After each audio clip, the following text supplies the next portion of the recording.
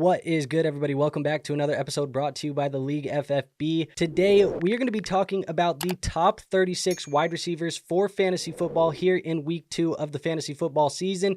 Want to give you everything you need to know where these guys are in my rankings at the moment, what tiers I have them in, and how I'm viewing them going into week 2. So without wasting any more time, let's hop right into today's video and let's start talking about this tier list.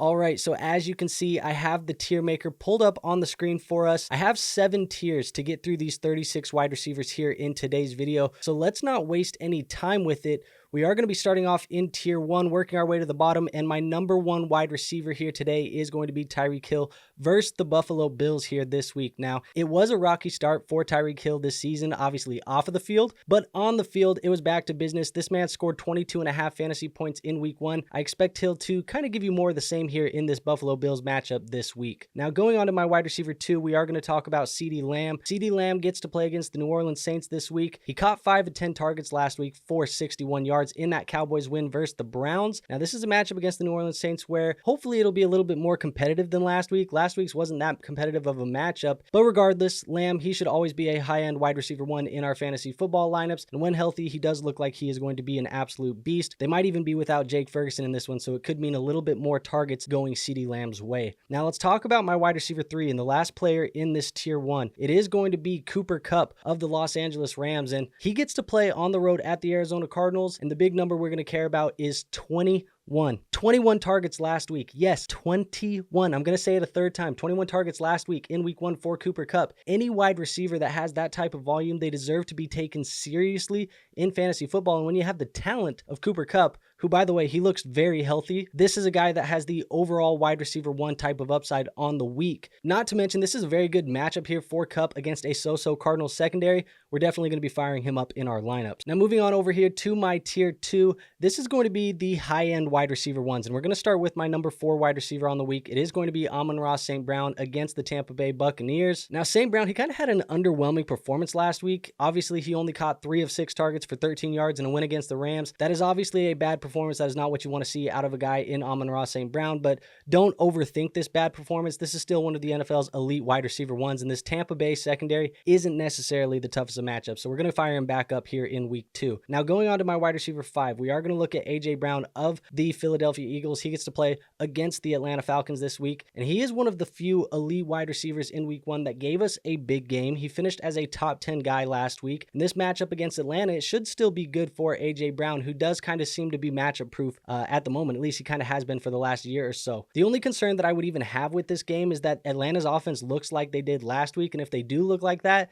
this could get very uncompetitive very quickly. So I'm kind of keeping my eyes open for that one, but AJ Brown, he's a top 5 play for me this week. Now, coming in at my wide receiver 6, it is going to be Justin Jefferson of the Minnesota Vikings. He gets to play against the San Francisco 49ers, and Justin Jefferson last week posted 4 catches for 59 yards and a touchdown in the season debut against the New York Giants, and that was a much better game than people expected out of Minnesota, out of Sam Darnold specifically. Now, that game was pretty non-competitive. However, Justin Jefferson still posted a 25% target share in that matchup, so I kind of expect similar things here in this game. It should be more competitive now that they're playing against the San Francisco 49ers, and I do expect them to try and get him the ball in a very tough game here against the San Francisco 49ers. Now, coming in at my wide receiver 7, I want to say it is going to be Ja'Marr Chase of the Cincinnati Bengals. He gets to play on the road at the Kansas City Chiefs in this one, and the Cincinnati Bengals offense, it looked absolutely horrible in week 1. It was not good, but Ja'Marr Chase, he was still Joe Burrow's most reliable target in this game. He caught 6 of 6 passes for 62 yards, and he led the team with a 21% target share. So obviously good things out of Ja'Marr Chase, just considering that he didn't practice that much this offseason.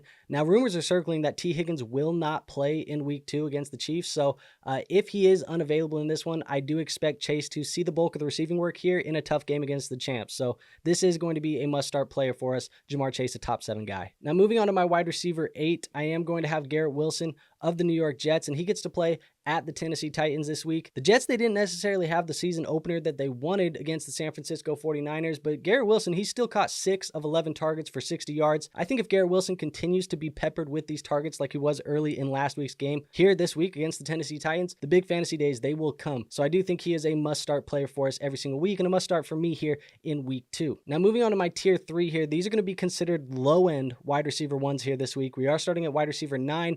I I do have Mike Evans. He gets to play against the Detroit Lions on the road there in Detroit. He scored 2 touchdowns against the Washington Commanders last week. That type of touchdown upside is what makes him a must-start fantasy football asset pretty much any given week that he is healthy. I think this matchup against the Lions, it's going to be much more competitive. This is a Lions secondary that just gave up 47.8 fantasy points to the Los Angeles Rams in week 1. And so because of that, you can fire up Mike Evans in your fantasy football leagues. Now moving on to my number 10 wide receiver, it is going to be Rashee Rice for the Kansas City Chiefs. Like I said, he plays against the Cincinnati Bengals, and Rashee, he emerged as Patrick Mahomes' top target in week 1. He caught 7 of 9 targets for 103 yards, and he had an impressive 78 yards after the catch here in this matchup. He commanded a 32% target share while absorbing pretty much all of the short underneath targets from Mahomes. That is huge for Rashee Rice's future outlook here in fantasy football in 2024. He looks locked and loaded as the Chiefs wide receiver 1 moving forward, and he is a strong play for me in week 2 against the Cincinnati Bengals. Now coming in at my wide receiver 11, I do have Nico Collins of the Houston Texans. He gets to play against the Chicago Bears this weekend, and he led the way for the Texans last week with 6 catches on 8 targets for 117 yards in week 1 against the Colts. He also had a 25% target share, a team high 27% target rate, and he led the Texans in air yard share with 49%. So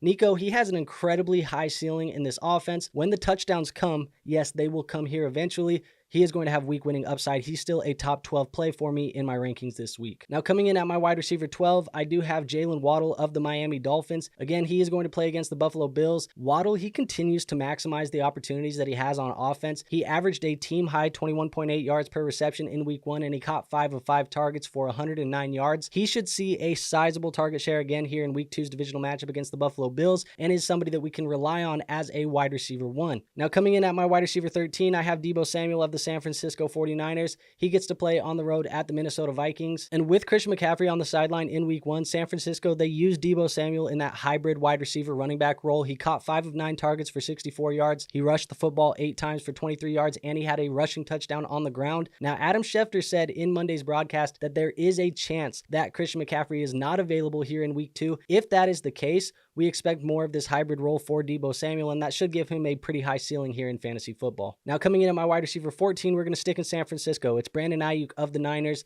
Again, they play the Minnesota Vikings, and after missing a lot of the offseason program, Aiyuk, he came in, he saw a reduced workload in week 1. He only caught 2 out of 5 targets for 28 yards. He dropped a touchdown from Purdy. It's all right. That is kind of to be expected for the most part. He's a little bit rusty. I expect Aiyuk to ramp up more this next week against the Vikings, and this Vikings secondary is kind of iffy, so it's not necessarily the toughest matchup for Brandon Aiyuk either. Still a guy I think we can rely on as a wide receiver 1 in fantasy football. Now let's move on to my tier 4 here. Tier 4 is what I'm going to call high-end wide receiver 2s. Coming in at my wide receiver 15, I have DeVonta Smith of the Philadelphia Eagles. He gets to play against that Atlanta Falcons secondary. DeVonta, he caught 7 of his 8 targets for 84 yards in week 1 versus the Packers, and that led the Eagles in receptions. Now there was a lot of chatter this offseason. We kind of talked about it last week as well, of DeVonta Smith in this Kellen Moore offense that kind of likes to feed the slot wide receiver, and so far the results, they are positive. Although DeVonta still kind of has to compete with A.J. Brown, who is an alpha wide receiver 1 on the opposite side of the field, I do expect DeVonta Smith to kind of tightrope between this wide receiver 2 and this wide receiver 1 production most weeks, and I think this week he's closer to that wide receiver 1 than he is the wide receiver 2, but we're still going to view him as a wide receiver 2 in this week's matchup. Now coming in at wide receiver 16, we are going to have Michael Pittman Jr. of the Indianapolis Colts. He gets to go play on the road against the Green Bay Packers, and he caught 4 of 8 targets for 31 yards in this Colts 29-27 loss against the Houston Texans last week. Pittman, he led the team by far in targets. It wasn't necessarily even close, but he didn't really have much success with them. Playing against a Malik Willis-led Packers team,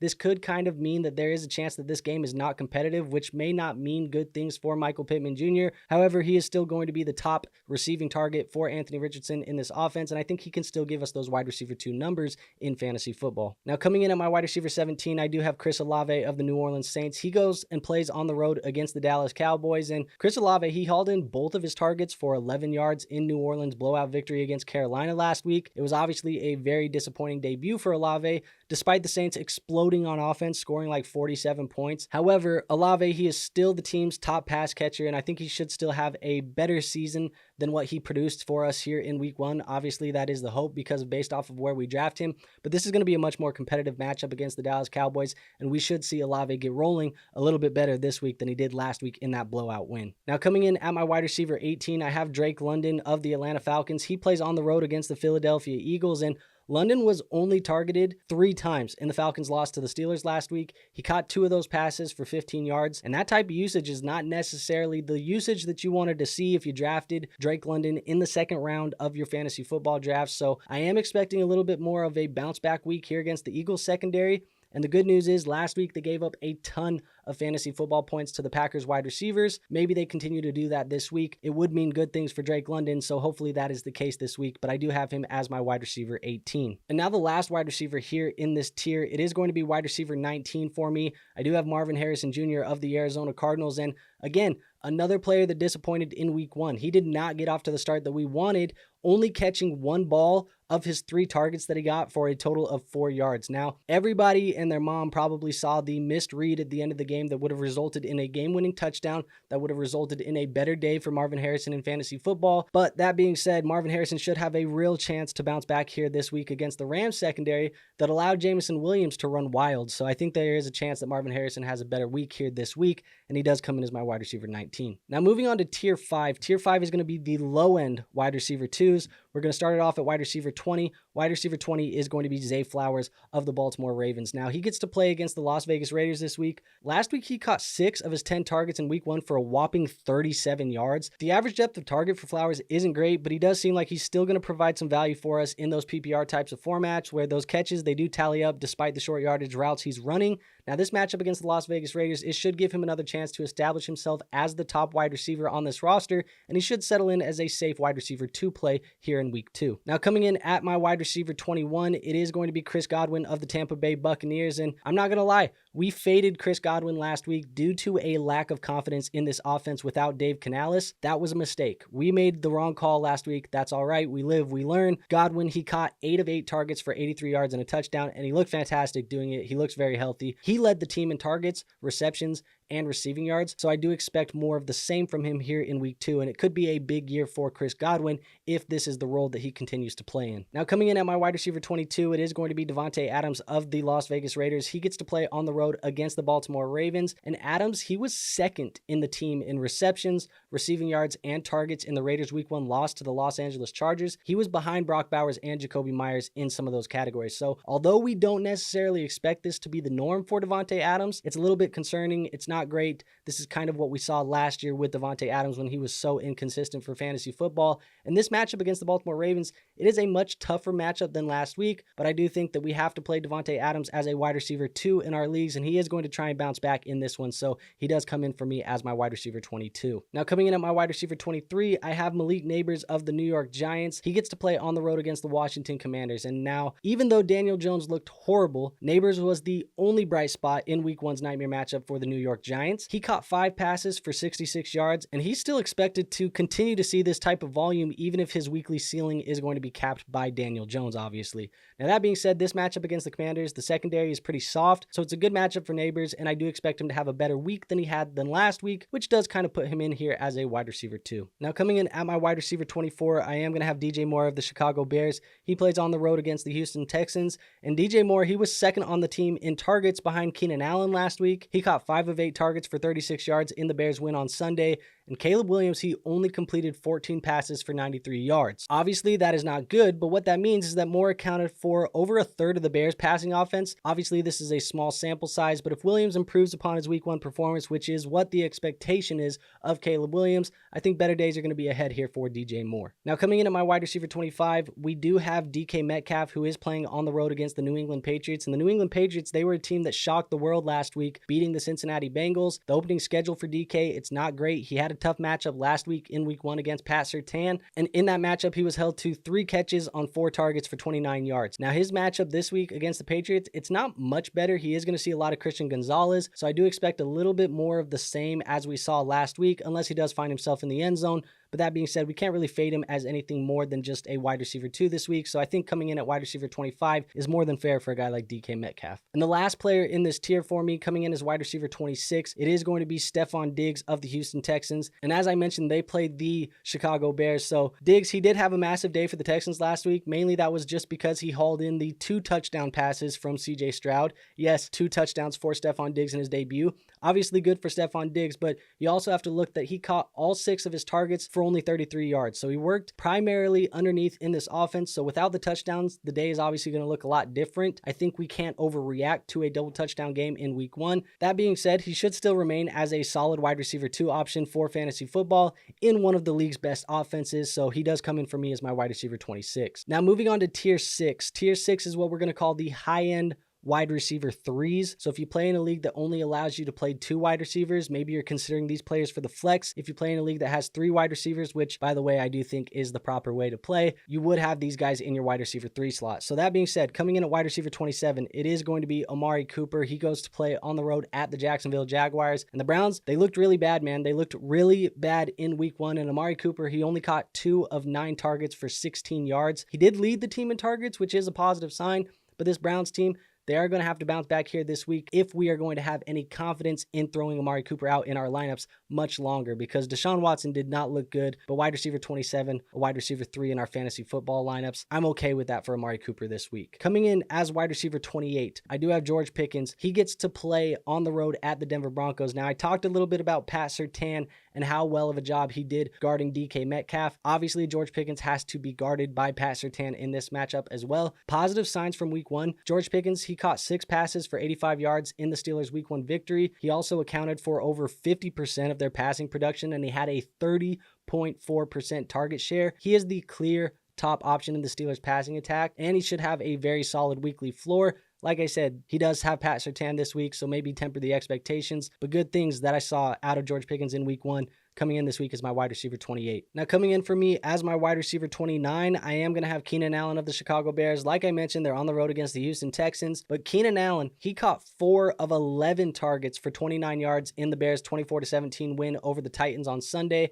As I mentioned, not a good day from the Bears offensively, but 11 targets led the team. And with Rome Odunze's recent injury, I think Allen has a good chance to remain the number 2 target here in this offense moving forward. So we can still keep playing Keenan Allen here. I have him as a wide receiver 3 this week, my wide receiver 29 overall. Coming in at my wide receiver 30, I have Terry McLaurin of the Washington Commanders. He plays against the New York Giants, as I mentioned.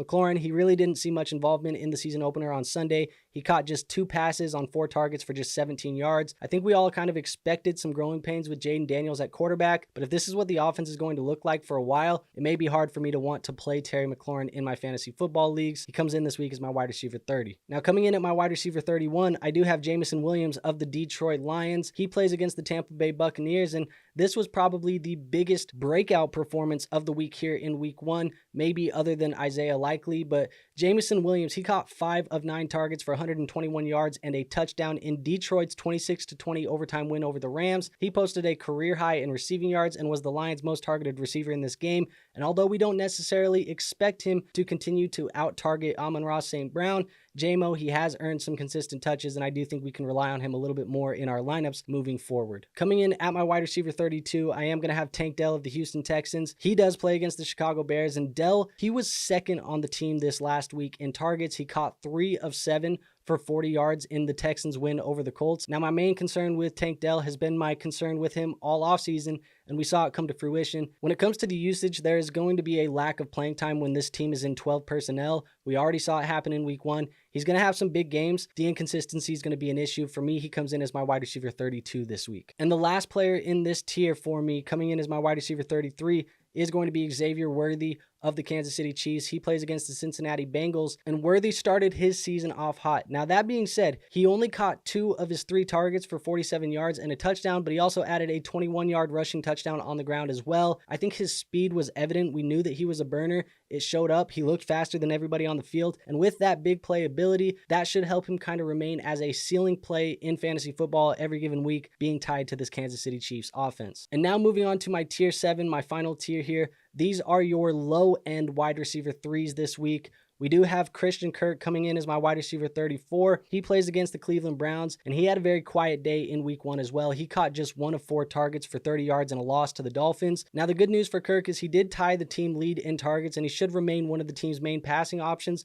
moving forward. So we can still play Christian Kirk, but this offense does look like it's getting just a tiny bit crowded offensively. I still have faith in Christian Kirk, though. He's coming in this week as my wide receiver 34. Moving on to 35. 35 is going to be Jayden Reed of the Green Bay Packers. He plays against the Indianapolis Colts this week. Very good week 1 performance. Actually, I'm understating it when I say that. An incredible week 1 performance. He finished as the wide receiver 1 on the week after posting 4 of 6 catches for 138 yards and a touchdown. Plus, he also had another 33 yards rushing and another touchdown on the ground as well. The unfortunate thing for Jayden Reed and this Green Bay offense as a whole is that they're going to be without Jordan Love for a little while, which does mean this offense is likely going to not score that many points. Malik Willis is likely going to be under center. That doesn't give me a lot of confidence in playing Jayden Reed. So even though he had a really good week last week, very positive signs for Jayden Reed, obviously that is a bummer moving forward, at least in the short term with Malik Willis under center. And then last but not least, coming in as wide receiver 36 overall, I do have Khalil Shakir for the Buffalo Bills. Now,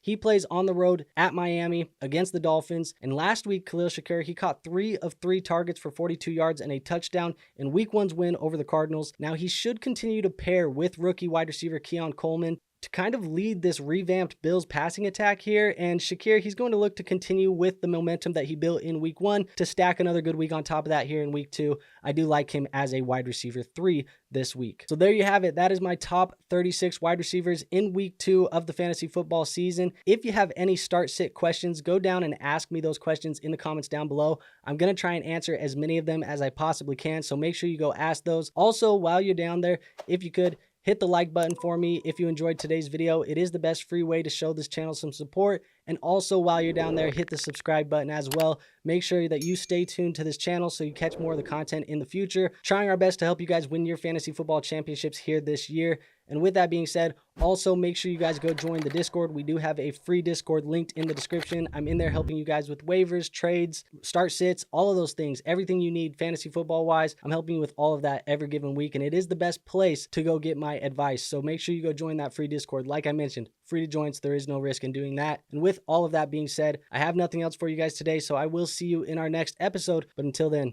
peace out.